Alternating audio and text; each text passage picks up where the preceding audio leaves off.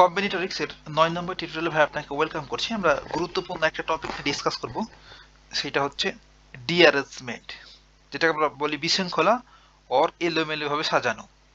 ডেফিনিশনটা এমন: a derangement of n distinct symbol, n সংখ্যক distinct বা আলাদা আলাদা symbol which have some natural order, যাদের কিনা একটা ন্যাচারাল অর্ডার রয়েছে বা ক্রম, is a permutation এবং in which no symbol in its correct position, এবং যাদের মধ্যে একটাও ভাই কারেক্ট পজিশনে থাকতে পারবে না, তখনই সেটাকে আমরা বলবো ডিঅ্যারেঞ্জমেন্ট। এই তো ডেফিনেশন বরাবরের মতোই মাথার উপর দিয়ে যাইতে পারে, সেটা আমরা একদম এক্সাম্পলের মাধ্যমে ঠিকঠাক দেখব।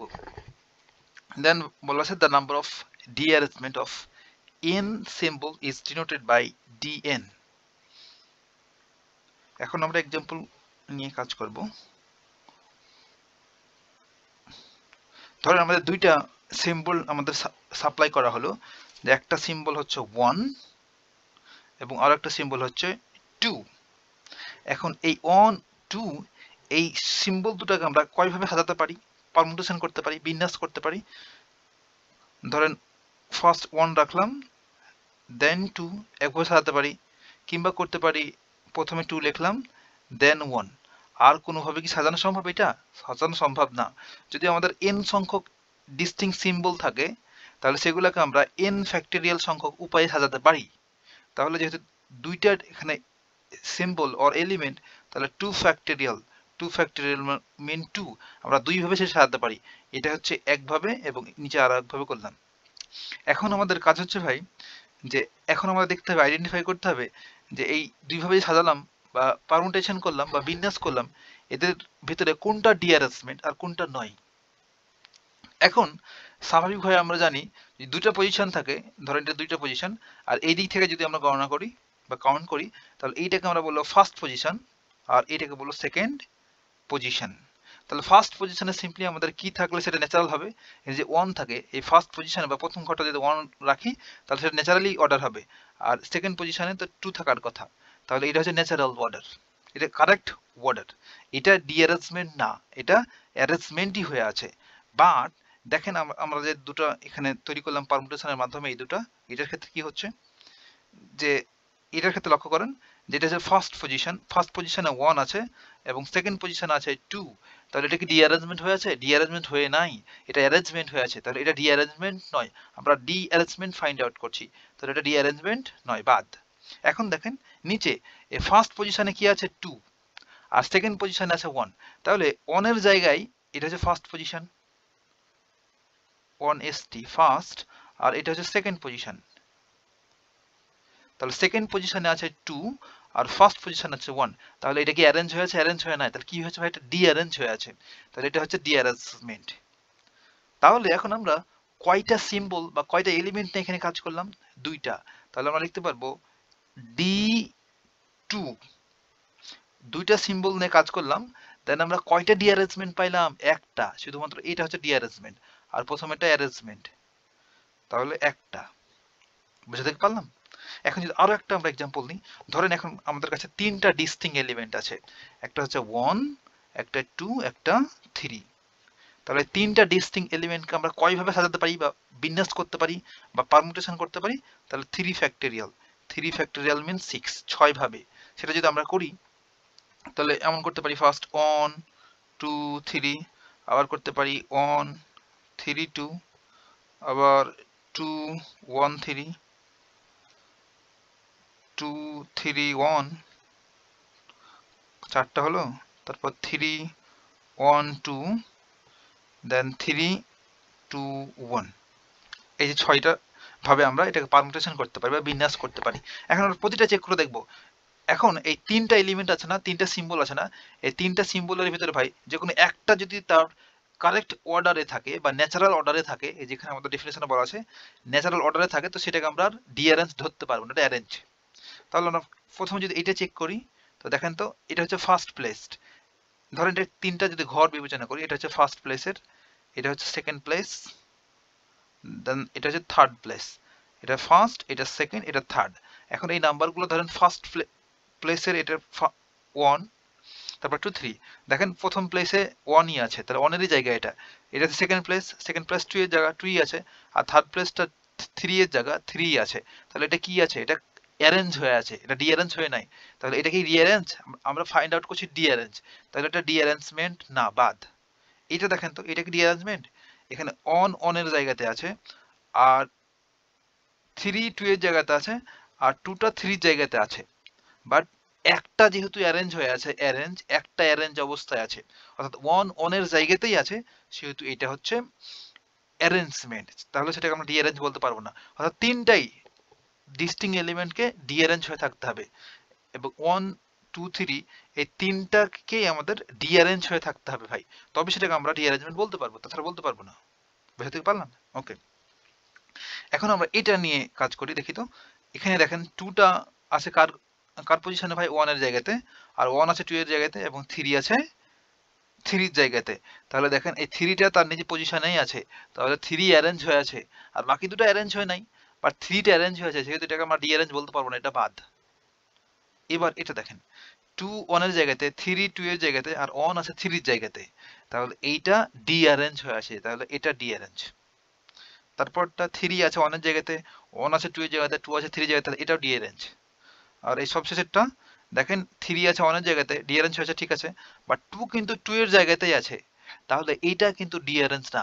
অর্থাৎ তিনটা ডিস্টিং এলিমেন্টের মধ্যে 2 তার নিজের অবস্থানেই আছে, সেহেতু এটা অ্যারেঞ্জ হয়ে আছে, তার জন্য আমরা টোটালটাকে ডিঅ্যারেঞ্জ বলতে পারবো না, কারণ তিনটাকেই ডিঅ্যারেঞ্জ হয়ে থাকতে হবে, তাহলে এটা ক্রস।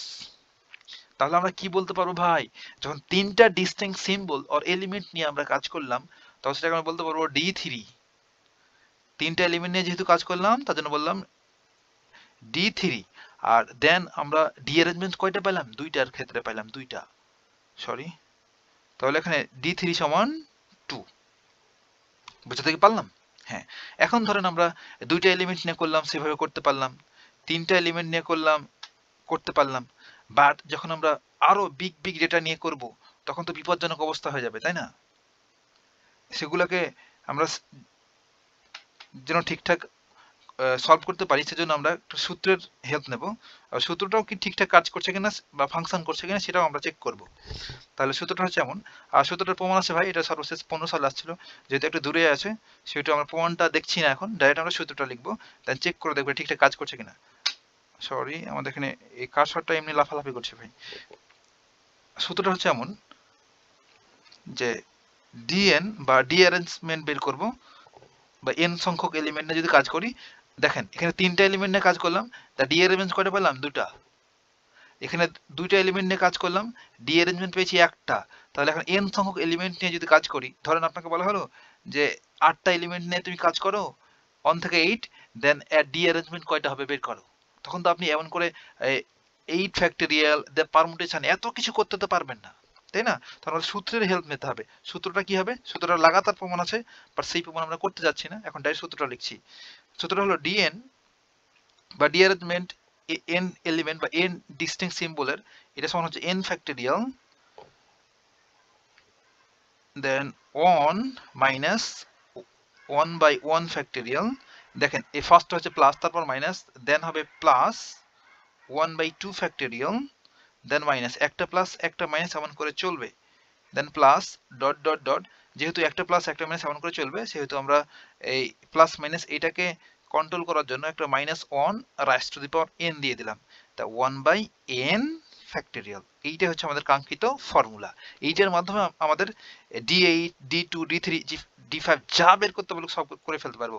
তাহলে এইটা আমরা ঠাডা মুখস্থ রাখবো ভাই। এটা দিয়ে কিন্তু আমরা পরবর্তী 2-3 টিউটোরিয়াল জুড়ে ম্যাথ সলভ করবো লাগাতার। সরি, ওকে, এটা তো আমি ঘিরে দিতে পারি, এটা আমাদের খুবই গুরুত্বপূর্ণ ফর্মুলা। হায় রে, সরি ভাই, এই কথাই শুনছে না তো। ইয়েস,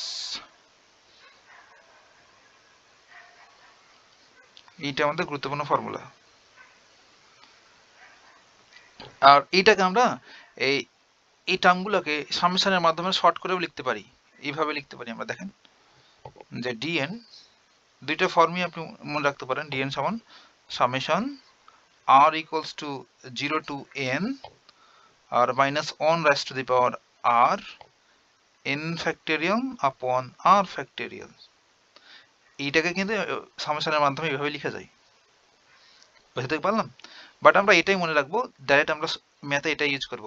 আমরা যদি এটা ইউজ করি দেন কিন্তু এই লাইনে আসতে হবে বা এই ফরম্যাটে আসতে হবে, সেহেতু এটা ইউজ করার কি দরকার, ডাইরেক্ট আমরা এটাই করব, দেন ম্যাথ করে ফেলবো। এখন আমাদের যে আমরা D3 যে বের করলাম, তিনটা ডিস্টিং এলিমেন্ট 1 2 3 এর জন্য যে আমরা ডি অ্যারেঞ্জমেন্ট বের করলাম, সেটা কি এই ফর্মুলা অনুযায়ী 2 পাচ্ছে কিনা, এই যে দেখেন একটাকে করলাম না 2, এটা পাচ্ছে কিনা সেটা আমরা চেক করে দেখব। তাহলে এই ফর্মুলাতে যদি আমরা এই n এর জায়গায় 3 বসাই তাহলে কি হয় দেখেন, তাহলে 3 ফ্যাক্টোরিয়াল, এই যে n 3 ফ্যাক্টোরিয়াল, যেহেতু তিনটে ডিস্টিং সিম্বল বা এলিমেন্ট নিয়ে কাজ করছি। তারপর দেখেন তাহলে 1, এই যে প্লাস 1/1 ফ্যাক্টোরিয়াল মানে 1, প্লাস 1/2 ফ্যাক্টোরিয়াল, প্লাস 1 তিনটা এলিমেন্ট, তাহলে 3 ফ্যাক্টোরিয়ালে আমাদের কাজ শেষ, তাই না? n সংখ্যক এলিমেন্ট থাকলে n ফ্যাক্টোরিয়াল পর্যন্ত যায়। ও সরি, সবগুলো প্লাস দিয়ে দিচ্ছি না, একটা প্লাস একটা মাইনাস এমন করে চলবে। দেখেন তাহলে 1 minus 1/1 factorial plus 1/2 factorial minus 1/3 factorial. যেহেতু আমরা তিনটা এলিমেন্ট ডিস্টিং এলিমেন্ট বা সিম্বল, সেহেতু 3 পর্যন্ত গেলাম। n সংখ্যক ছিল তখন n পর্যন্ত গেছিলাম, n ফ্যাক্টোরিয়াল পর্যন্ত, তাই না? এখন আমরা 3 ফ্যাক্টোরিয়াল মানে কত ভাই? 3 ফ্যাক্টোরিয়াল মানে 6। এই তো 3 ফ্যাক্টোরিয়াল মিন হচ্ছে 3 2 1, তাহলে 3 দুগুণী 6। আর এখানে আমাদের 1 মাইনাস 1/1 ফ্যাক্টোরিয়াল মানে হচ্ছে 1, প্লাস 1/2 ফ্যাক্টোরিয়াল মানে হাফ, আর মাইনাস 1/3 ফ্যাক্টোরিয়াল মানে 6। এখন আমরা 6টাকে সবার সাথে গুণ করে দিই, কি হবে? তাহলে এখানে হবে 6 মাইনাস 6, সবার সাথে গুণ করে দিলাম, তাহলে 6কে 2 দিয়ে ভাগ করলে 3, আর মাইনাস 6কে 6 দিয়ে ভাগ করলে 1, তাহলে 6 থেকে 6 বাদ দিলে কত ভাই? 0, আর 3 থেকে 1 বাদ দিলে 2। দেখেন আমরা কিন্তু 2ই পেয়েছিলাম, এই যে এখানে 2 পেয়েছিলাম, এখানেও এই সূত্র ইউজ করে 2 পেলাম। তাহলে আমরা বলতে পারবো ভাই যে এই সূত্রটা ঠিকঠাক ফাংশন করছে বা কাজ করছে, তাই না? এখন পরবর্তী ম্যাথগুলো করব, তখন আমাদের যদি বের করতে বলে যে D8 কত, D10 কত, এখন যদি বলে D15 কত, অর্থাৎ 1 থেকে 15 পর্যন্ত নাম্বার নিলাম, দেন যদি বলে যে এদের ভিতরে ডিস্টিং বা ডিঅ্যারেঞ্জমেন্ট কতটি করা যাবে, তখন আমরা এই ফর্মুলা ইউজ করে সব বের করে ফেলতে পারবো। এতটুকু ভাই কথা হবে নেক্সট টিউটোরিয়ালে।